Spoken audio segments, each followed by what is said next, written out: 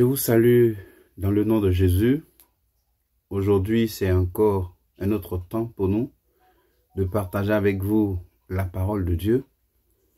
Et le thème que nous avons, que nous poursuivons, s'intitule « La marche avec Dieu ». Et j'essaie de pouvoir partager avec vous l'expérience personnelle que je vis chaque jour avec le Seigneur. Et c'est cette marche-là qui pourra nous donner d'aboutir à ce que la Bible appelle la vie éternelle. Dans les Écritures, tous ceux qui ont marché avec Dieu, Dieu les a pris, Dieu les a enlevés. Et nous aussi, dans cette marche-là, Thessaloniciens le dit librement, le jour où la trompette va sonner, les morts d'abord vont ressusciter. Et si nous avons la grâce d'être vivants ce jour, nous serons enlevés. Et à partir de là, nous allons vivre avec le Seigneur pour l'éternité. Et cette marche aujourd'hui, le sous-thème que je trouve, c'est l'abandon du mensonge. Il faut abandonner le mensonge au cours de cette marche avec Dieu. Vous devez comprendre que Jean 14, 6 dit Jésus, je suis le chemin, je suis la vérité et je suis la vie. Donc, lorsque vous acceptez Jésus, vous entrez dans cette famille qu'on appelle vérité. Et quand vous êtes dans cette vérité, cette famille peut vous conduire sur le chemin qui est le parcours du ciel. Et sur ce chemin, l'aboutissement de la vie éternelle y est. C'est pour ça qu'il est dit le chemin, la vérité et la vie. Donc le chemin est une famille. La vérité est un processus, est une personne, est un homme, est la nature de Dieu. Et cette vérité-là nous envoie dans la vie éternelle. Je m'exprime d'une manière aussi simple pour que celui ou celle, quelqu'un qui m'écoute, puisse me comprendre.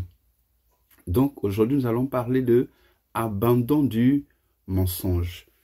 Il est écrit dans Éphésiens chapitre 4. Je prends juste quelques versets qui dit, à partir du verset 25, « C'est pourquoi renoncez au mensonge. Renoncez au mensonge. Et que chacun de vous parle selon la vérité à son prochain, car nous sommes membres les uns les autres. » Lorsque nous donnons notre vie à Jésus, lorsque nous prenons l'engagement de dire nous voulons marcher avec Jésus, la première des choses, c'est d'abandonner le mensonge. Parce que la Bible dit que quand on n'est pas encore devenu chrétien ou enfant de Dieu, nous avons un autre père. Le père du mensonge, qui est l'ennemi, qui est l'adversaire, qui est le diable. Il veut camoufler sa personne dans notre vie, dans notre cœur, dans nos poches, pour que nous continuions ce parcours-là. Mais ça ne marchera pas. Parce qu'en conclusion, l'Apocalypse est clair, que tous les menteurs ne vont pas avoir part à cette vie qui ne finit pas. Tous les menteurs. Donc, quel que soit le mensonge que tu entretiens, quel que soit le mensonge qui est encore dans tes bagages, dans le voyage, le diable le fait juste pour te retenir un jour dans l'enfer. Alors, abandonne le mensonge. Laisse tomber le mensonge. Fais un effort pour te séparer de l'habillement, du vêtement, oui, du mensonge. Et vous savez bien que le mensonge, c'est le contraire de la vérité. Aujourd'hui, dans notre milieu, dans cette marche, beaucoup de personnes, quel que soit leur titre, leur grade, ont encore dans leur habit, dans leur poche, dans leur pantalon, cet esprit de mensonge. Or, la Bible dit, renoncez au mensonge, abandonnez le mensonge, laissez tomber le mensonge. Lorsque l'apôtre Paul enseignait Timothée, il lui a dit, l'Église est la colonne de la vérité et c'est dessus que la vérité s'appuie pour prendre l'espace sur cette terre. L'Église, mon Église, ton Église, l'Église de Jésus-Christ, c'est le siège de la vérité, la colonne de la vérité. Ça veut dire que le monde entier est truffé par le mensonge. Mais pour que la vérité soit établie, il faut que l'Église accepte de pratiquer, de vivre, de partager, de distribuer, de communiquer une vie dans la vérité. Si nous disons que nous avons Jésus, pourquoi ne pas dire la vérité? Ça rougit les yeux, comme on le dit dans l'adage simple, mais ça ne les casse pas. Alors, je veux t'encourager. Pour réussir ta marche avec Dieu, voici un autre élément qu'il faut utiliser. Rien que la vérité. Oui, la vérité. Et la vérité, c'est Jésus. Parce qu'il dit, je suis la vérité. Vous ne pouvez pas dire, je suis sur le chemin qui s'appelle Jésus, et puis ne pas vivre le cœur de Jésus qui est la vérité, pour avoir la vie éternelle.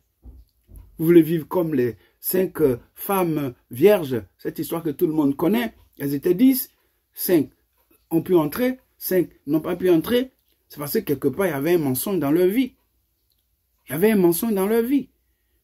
Quel que soit l'habillement pastoral, quel que soit tout ce que tu peux être dans cette marche chrétienne, s'il y a un mensonge en toi, je te préviens que tu ne verras pas la vie éternelle. C'est pour ça que je t'encourage, de par ce partage, de par cette parole, de par cette vie de communion que je veux mener avec toi, de demander à Dieu tout simplement de te libérer du mensonge dans tous ses aspects. Parce que ça entraîne dans l'hypocrisie. Ça fait paraître ce que tu n'es pas. Ça fait croire ce que tu n'es pas. Tu donnes un air comme si tu étais ce que tu es, or tu ne l'es pas.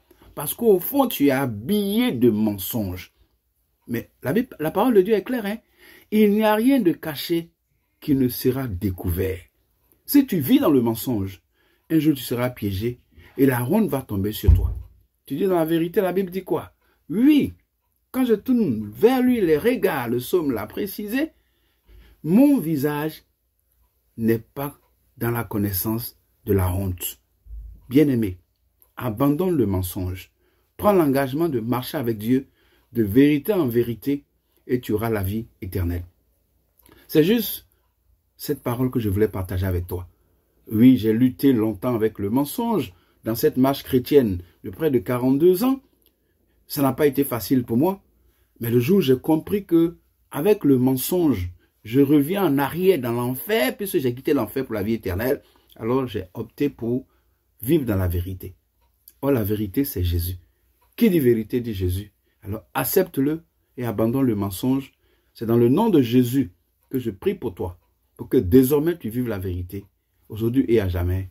Amen.